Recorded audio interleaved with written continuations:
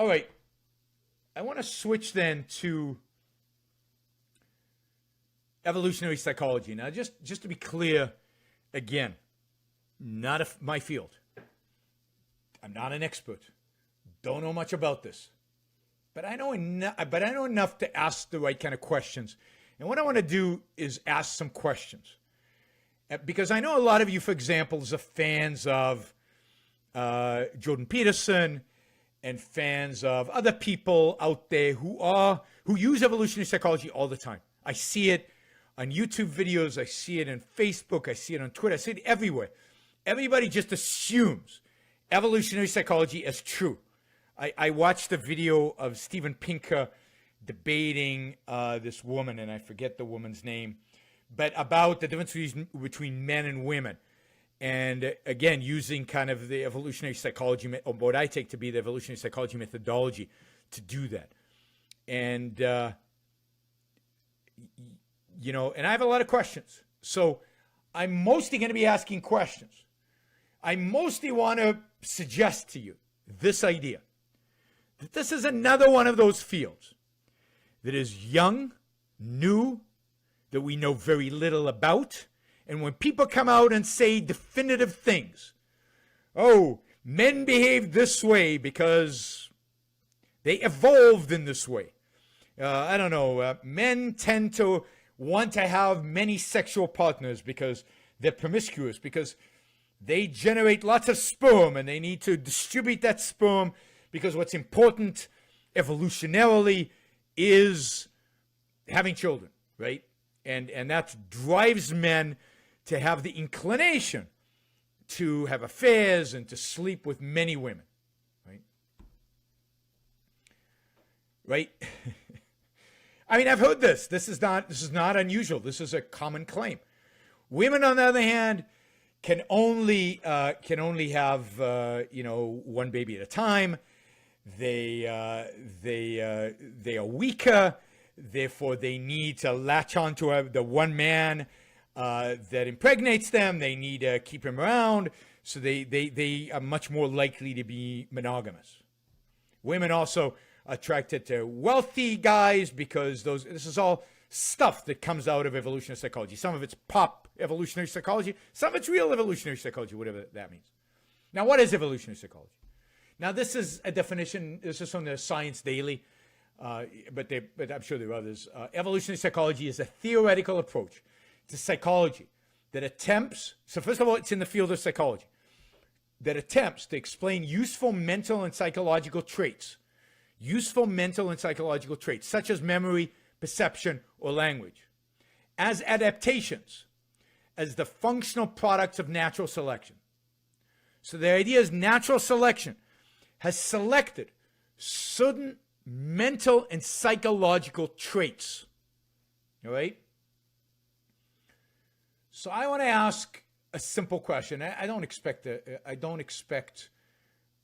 answer, but these are the kind of questions I would ask.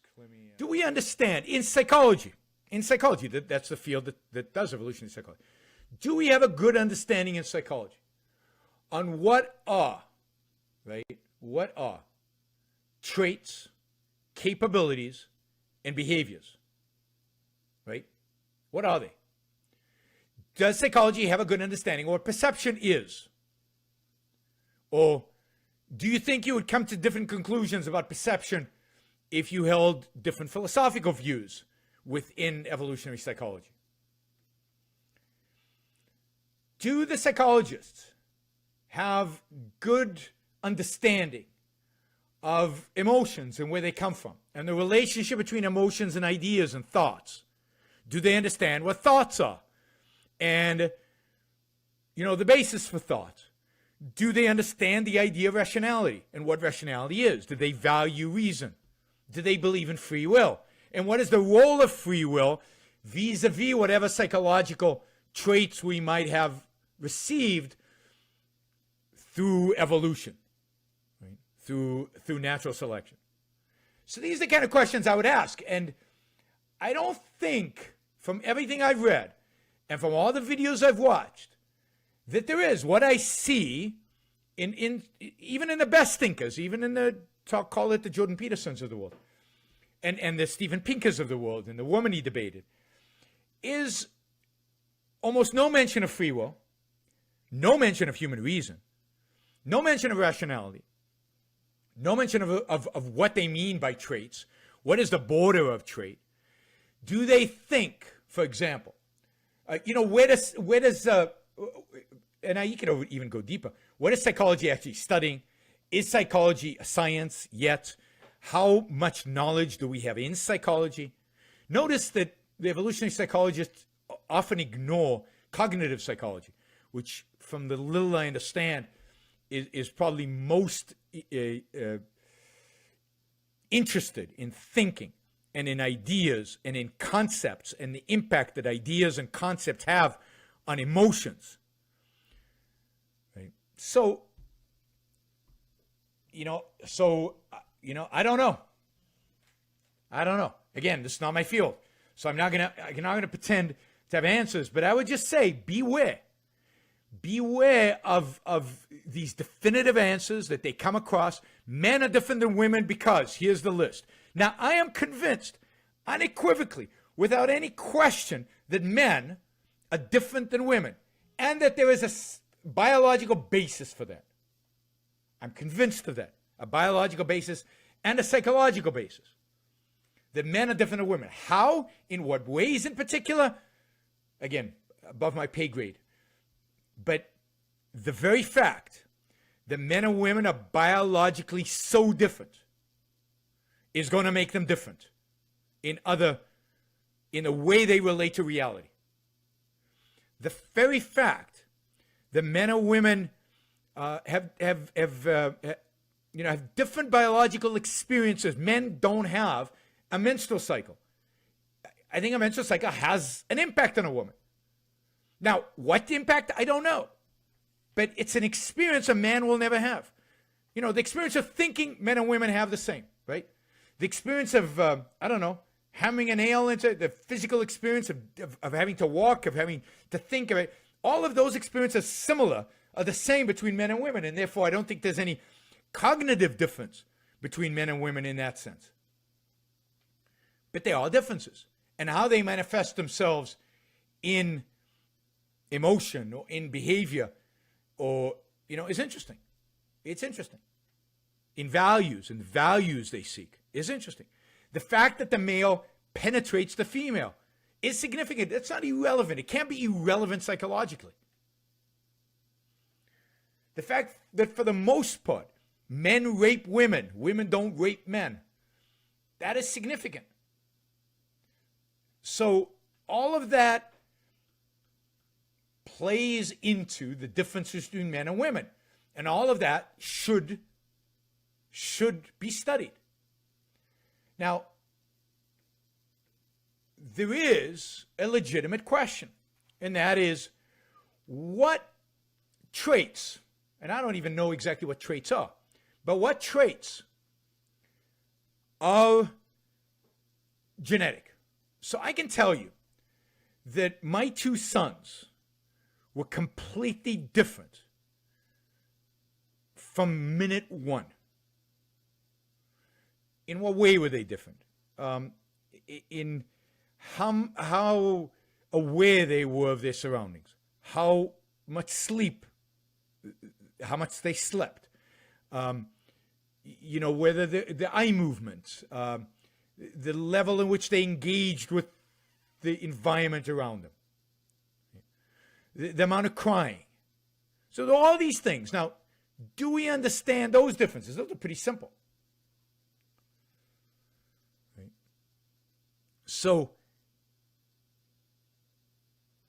those are pretty simple, and I don't think we have a full understanding on them. So I'm not saying evolutionary psychology is determinism, is deterministic necessarily, although I think many evolutionary psychologists are determinists.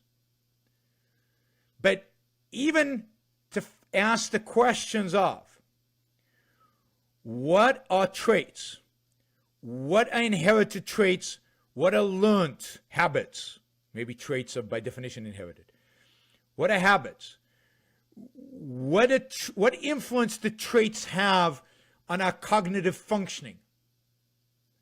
What influences do our traits have on our emotions, on our habits, on, our psychology, on our capabilities, and ultimately on our behavior?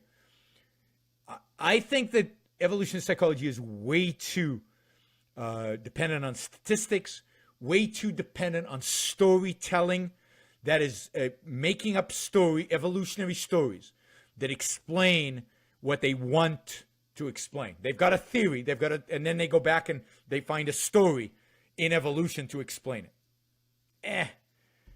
It's very, very questionable as a science. And Ayn Rand said that in her lifetime, she said psychology was in its infancy. It was just beginning as a science. They were just starting to think about what were the relevant questions. And I think to some extent that is true. And if that's true, if psychology is still very early, then evolutionary psychology is even earlier.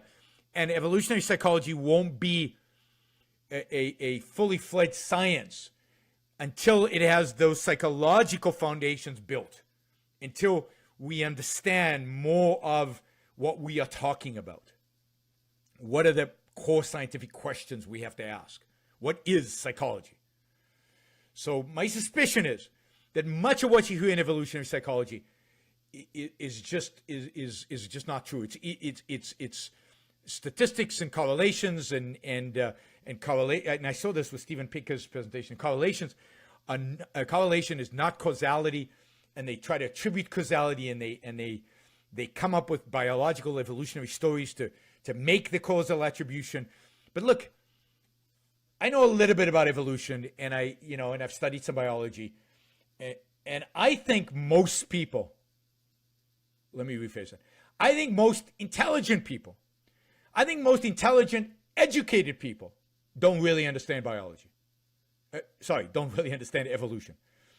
Evolution is not trivial. What natural selection is not trivial. So beware of becoming an amateur psychologist. Beware of becoming an amateur evolutionary psychologist. Because I think the professionals are on shaky ground. I think the amateurs don't know what they're talking about. And I see too many out there, way too many amateur evolutionary psychologists. So I'm not saying it's an illegitimate field. I'm just saying it's young, it's new. There's a lot of questions to ask. And without the right philosophical framework, it's very difficult to ask the right questions. And since they don't have the right philosophical framework, they're not asking the right questions, right? What we need today, what I call the new intellectual, would be any man or woman who is willing to think. Meaning, any man or woman who knows that man's life must be guided by reason, by the intellect, not by feelings, wishes, whims, or mystic revelations.